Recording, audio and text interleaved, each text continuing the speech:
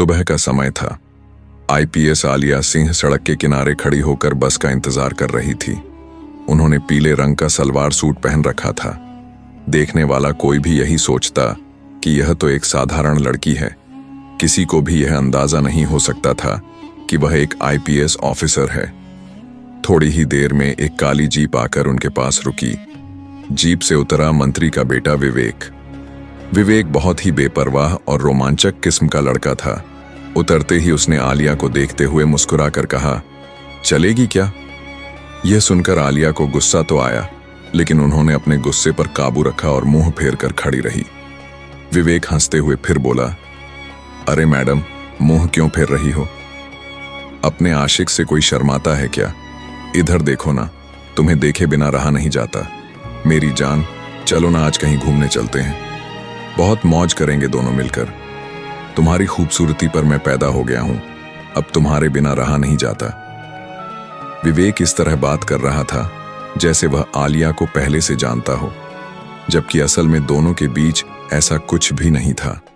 वह बेवजह उन्हें छेड़ रहा था। आलिया गुस्से में चुपचाप खड़ी रही, लेकिन हद तब हो गई जब विवेक ने आगे बढ़कर उनका हाथ पकड़कर उन्हें अपनी तरफ घुमाने की कोशिश की। आलिया ने झटके से उसका हाथ छुड़ाया और सख्त आवाज में बोली, बीच सड़क पर लड़की को छेड़ रहे हो, शर्म नहीं आती तुम्हें? तुम्हारी कोई माँ बहन नहीं है क्या?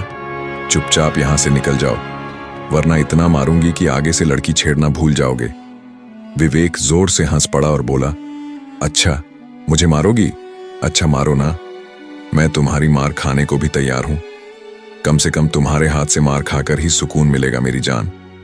देखो, अब मुझसे रहा नहीं जाता, जल्दी चलो मेरे साथ। इतना एटीट्यूड मत दिखाओ, तुम जो चाहोगी तुम्हें सब मिलेगा। बस एक बार मेरे साथ चलो, तुम्हारी सुंदरता ने मुझे दीवाना बना दिया है। अब तो तुम्हें मेरे साथ जाना ही पड़ेगा, वरना मैं यहां से हिलने वाला नहीं हूं। आलिया अब पूरी तरह समझ चुकी थी कि यह लड़का इंसान नहीं बल्कि हवस का भूखा शैतान है। वह मन ही मन सोच रही थी, अगर इसे सबक नहीं सिखाया तो ना जाने और कितनी लड़कियों की इज्जत लुट जाएगी। उसका गुस्सा अब हद से पार जा चुका था। उसने शांत लेकिन सख्त आवाज में कहा, देखो मैं कोई ऐसी वैसी लड़की नहीं हूं, तुम यहां मुझे परेशान मत करो। मैं यह सब बर्दाश्त नहीं करूंगी। तुम मुझे जानते भी नहीं हो। बोल रही हूं यहां से निकल जाओ, वरना घर जाने लायक नहीं बचोगे। लेकिन विवेक हंसी उड़ाते हुए बोला, बहुत हो गया नाटक, अब और बातें मत बनाओ, चलो मेरे साथ। मैंने साफ कहा है, तुम्हें ले जाए बिना मैं यहां से नहीं जाऊंगा। अब तो मैं तुम्हारे बिना कहीं नहीं जाऊंगा। आलिया के सब्र का बांध टूट गया। उसकी आंखों में गुस्से की आग साफ झलक रही थी।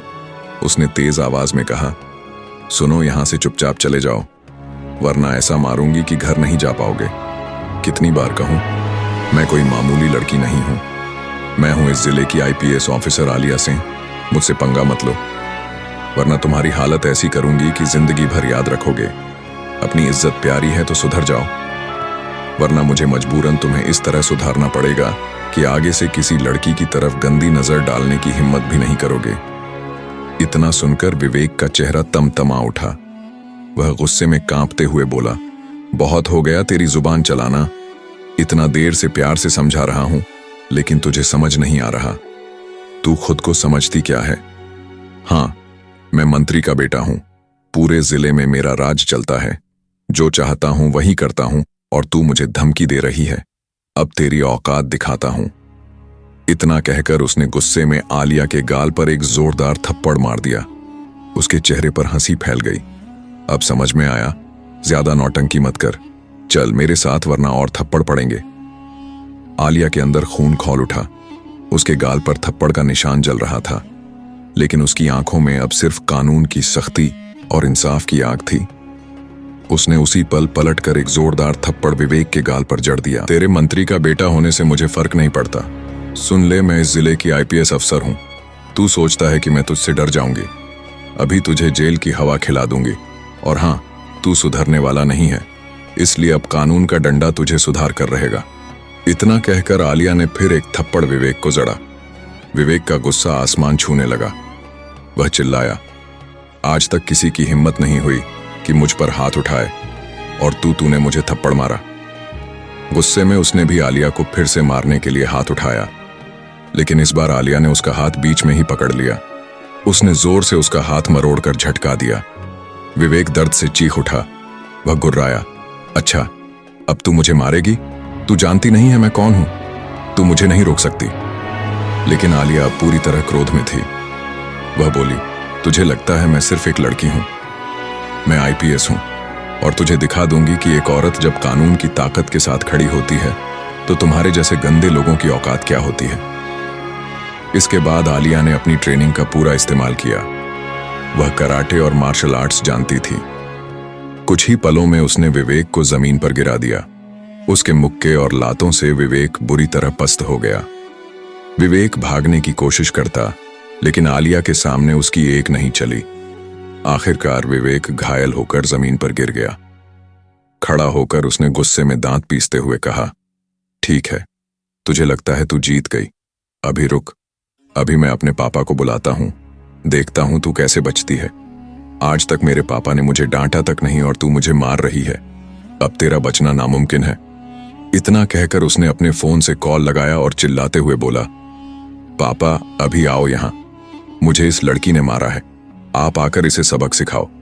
कॉल काटते ही विवेक ने गुस्से में आलिया की तरफ देखा और कहा, अब देख, जब मेरे पापा आएंगे ना, तब तुझे पता चलेगा मंत्री के बेटे से पंगा लेना क्या होता है।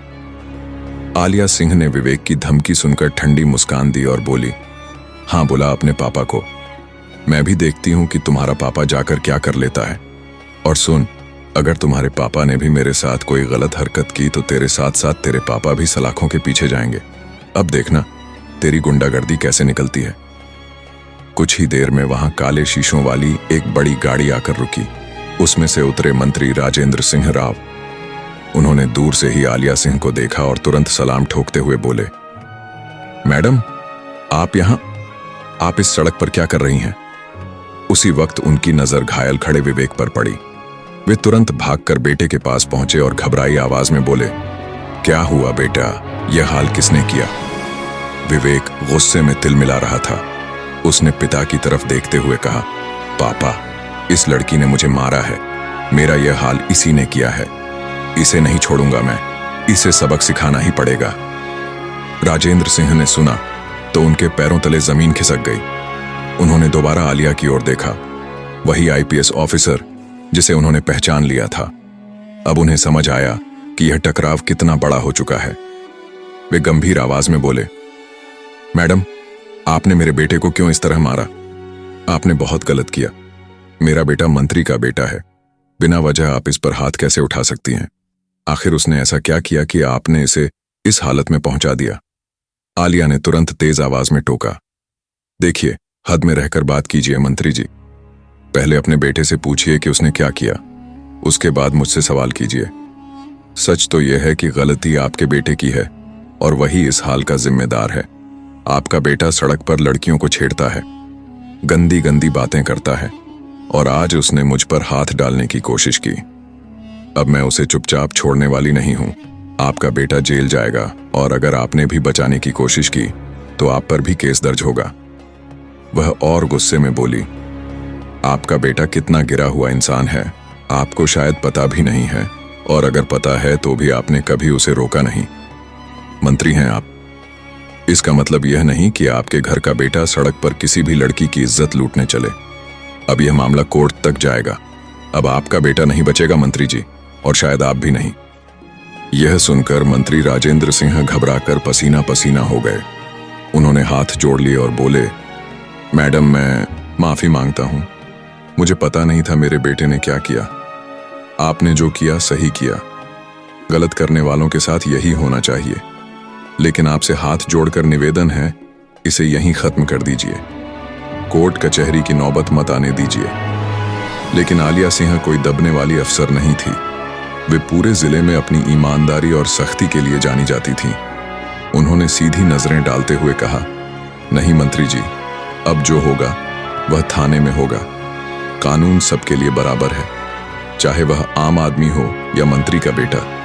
अब आपके बेटे का बचना नामुमकिन है। उधर विवेक गुस्से से तिलमिला रहा था। वह समझ नहीं पा रहा था कि उसका पिता जो पूरे जिले पर राज करता है वह इस लड़की के सामने क्यों झुक रहा है।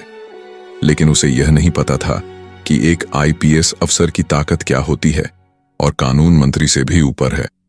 आलिया ने तुरंत थाने में कॉल किया। कुछ ही मिनटों में इंस्पेक्टर रणवीर सिंह 2-3 हवलदारों के साथ मौके पर पहुंचे।